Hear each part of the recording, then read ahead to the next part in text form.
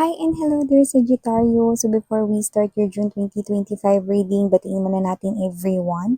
Hi and hello new subscribers. My name is Yan. Welcome. And sa ating mga returning tambayers, thank you sa inyong walang sawang love and support for me. At kung hindi niyo pa knows mga babes, meron pa po tayong other channel. Link is down below sa ating description box.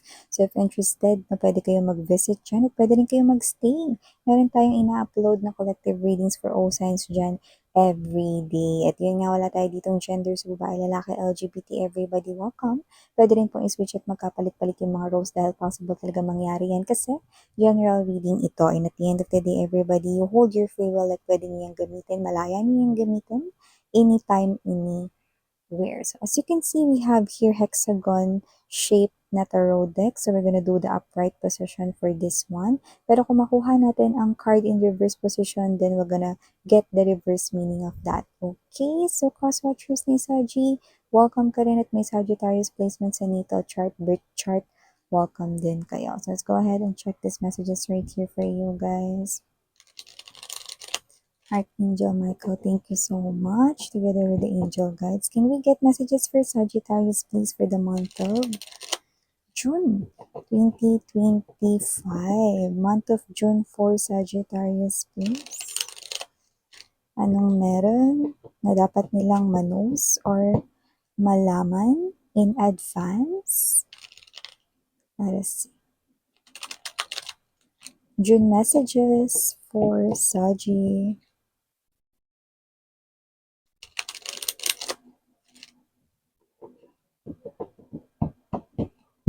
Okay, let's go ahead and check these messages right here for you, Saji. So guys, you do have here the energy for the month of June. Temperance. We also have here for you the Nine of Wands. We also have here for Sagittarius the star. Okay, but I was about to say the high priestess. Looks like your intuition right here is pointing with this, some kind of wish. You dream of this. I'm gonna talk about that later. We have here the Two of Cups in reverse. We also have here for you guys the Three of Cups. We also have here present for you the Three of Wands in reverse. Bottom of the deck for my Sagittarius. We have here the Queen of Wands. Also have here the Knight of Wands. Okay, and also, last but not least, bottom of the deck, Four of Swords. Okay.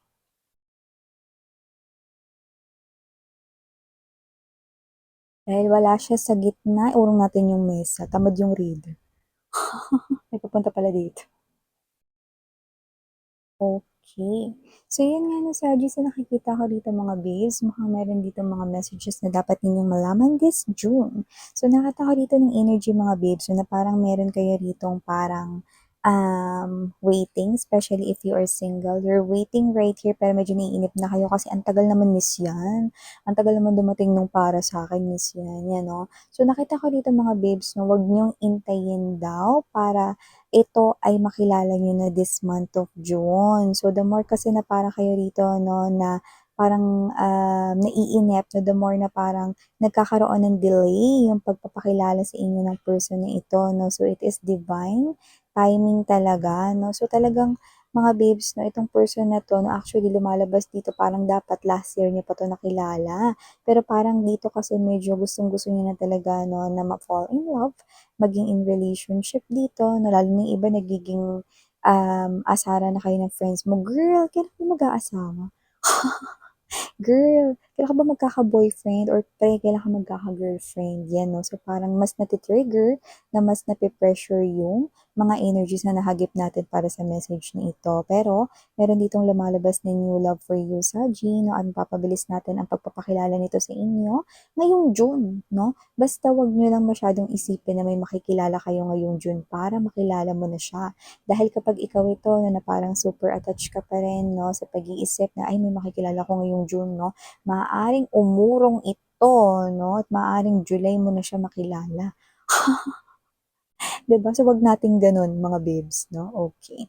And also, if you are in relationship right now, it looks like you're not talking, but you're not angry with each other. Parang LDR kayo. You know, may energy dito, no, na parehas yung iniisip yung isa't isa, no, pero hindi kayo magkasama physically. Maybe meron kayong mga inaasikaso, pwedeng dahil work-related, may trabaho ka, may trabaho siya.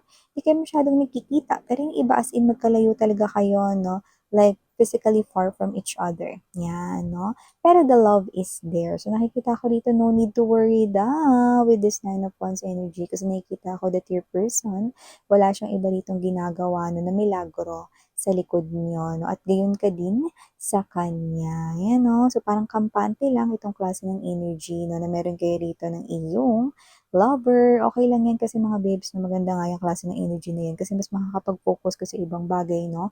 Habang ikaw ay komportable lang, no, na parang alam mo sa sarili mo na pwede ka matulog na mapayapa dahil yung person mo ay faithful sa iyo. So, yun nga mga babes. So, kanina pinag-usapan natin dito with the Star card energy pero munti ko nabanggitin ng the High Priestess dyan. Lumalabas na meron kayo dito ang klase ng energy na maaari kayong merong wish, no, na matagal nyo nang hinihintay na mangyari or maganap. So, it looks like mas mafe-feel mo yung wish na yan. Ang laki, ang ganda, no? Itong star na to, no, is ito yung isa sa mga parang wini-wish mo, no? Pero itong wish mo na to, no, pero parang hindi to directly para sa'yo. Parang ito sa tao na parang mahalaga para sa'yo. Pero, yan ang mabibigyan ng katuparan. Bakit? Kasi yan yung parang isa sa mga main wish mo. No, so parang ganito, kung may anak ka na, no, ang pinaka-wish mo ay para sa iyong daughter, or para sa iyong son, yan, no, or para sa anak mo, your child, no, or sa mga anak mo, yan, no, or para sa mama mo, no, basta sa parang kung sino man 'to na parang, ito yung wish mo na 'pag natupad, ikaw na rin yung parang super magiging happy and voila! Yun na nakikita nating matutupad dito. So with the Three of Wands energy, this is something here that you do not know. This is the end of waiting season, not Three of Wands in reverse, 'no? Kung ano man ito, matutupad na, 'no, or mabibigyan na rito ng paunang patupad sa wish mo. In short, makikita mo na 'yan, 'no, starting this June, 'no, na parang nagkakaroon ng pagbabago dun sa related sa wish mo, no? And this is you, maaring magulat ka na, hala, ito yung pinagpipray ko matagal na, parang nakikita ko na ito ay mangyayari na, yan. So, yun yung nakikita natin dito sa G. And yun nga mga babes, na meron ba kayo rito energy para naman sa iba sa inyo? Meron ako nakikita rito na posibleng may kumukonek sa inyo dahil maganda ka or gwapo ka, no? Pero mag-ingat sa kanya dahil siya mga babes na ay isang hashtag player. Itong person na to mga babes na isang klase ng player plus nakikita ko pa siyang tamad. So nakikita ko dito na kung kayo ay magkakatuluyan siya ay bubuhayin mo. Buti kung binuhay mo lang siya rito sa 1020, no, dahil na-dead kayo rito, no? Pero hindi bubuhayin mo siya all your life. No, yeah, may itsura siya rito, pero hindi ko nakikita siya ay masipag. So, lumalabas na attracted siya sa iyo dahil may itsura ka mga mahal or sexy ka, you look gorgeous, you look handsome, no? Physically attracted siya sa inyo. You look sexy, ganyan, no? Pero, ang babaw, 'di ba? Parang given na 'yun sa iyo. Okay, meron ka na talagang gandang ganyan, meron ka na talagang kagwapuhang ganyan or may itsura ka, no? Pero sana dagdagan niya rin ng effort, 'di ba? Pero kasi siya yung klase or tao na may energy rito mga babes na marami siyang kausap, no? With the Knight of Wands energy, hindi ko siya maaaring ipagkatiwala sa inyo. Yan kung papansin niyo, no? The shadow here looks like possible na meron siya ritong mga nakatagong relationships, no? Na romantic relationships. May iba siyang katawagan dito, no? Kaya wag ka na magulat kung tawagin ka niya sa ibang katawagan. Kung ang tawagan ninyo ay babe, pero tinawag ka niyang honey, may love so sweet, magduda ka lalo, 'di ba? So, ganun ko nakikita ito.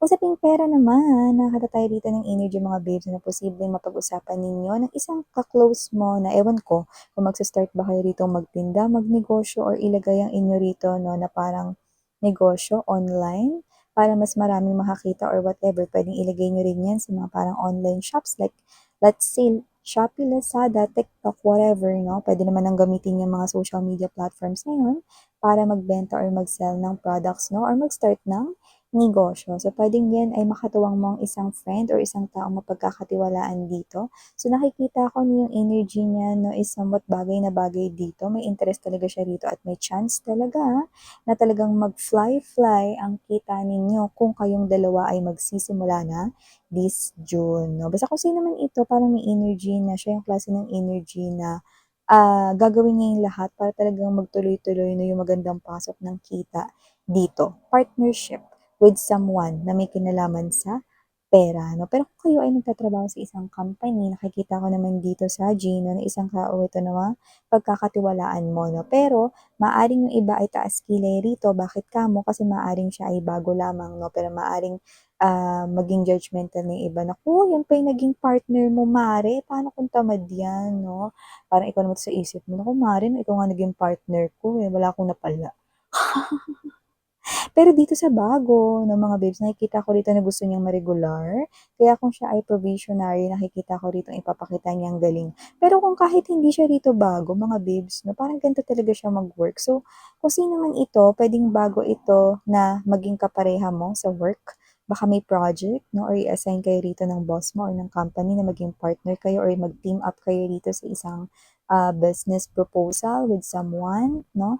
Yan. So, nakita ko rito na magwo-work ang inyong partnership na dahil makikitaan mo siya rito ng potensyal na talagang gusto niya maging successful din itong klase ng proyektong ito. Yan, no? So, syempre, bongga tayo doon kasi meron kayo rito makakatulong, no? Yung parang gusto rin niya talagang maitawid ito, no? And dahil dyan, maaari kayo rito mag-accumulate ng credits, no? From your boss or from the company. So, tuloy-tuloy lang tayo rito na para natin makita 'no, yung ating success sa kaperahan 'no. Kasi nakikita ko rito itong tao na 'to as long as siya yung makakasama mo kahit yung iba bago pa lang siya, naku hindi ka mada-down dito sa tao na 'to 'no, dahil nakikita ko rito 'no, na well-motivated siyang umangat sa kanyang pinansiyal, 'yan 'no. At ang maganda, wala siyang crab mentality, so kahit na may gano'n siyang mindset, hindi ka rin 'to hihilahin pababa. So, ito yung mga messages right here for you, Saji. Thank you so much. Harang hayo, love and light. Gawin ko sa inyo itong June messages. And,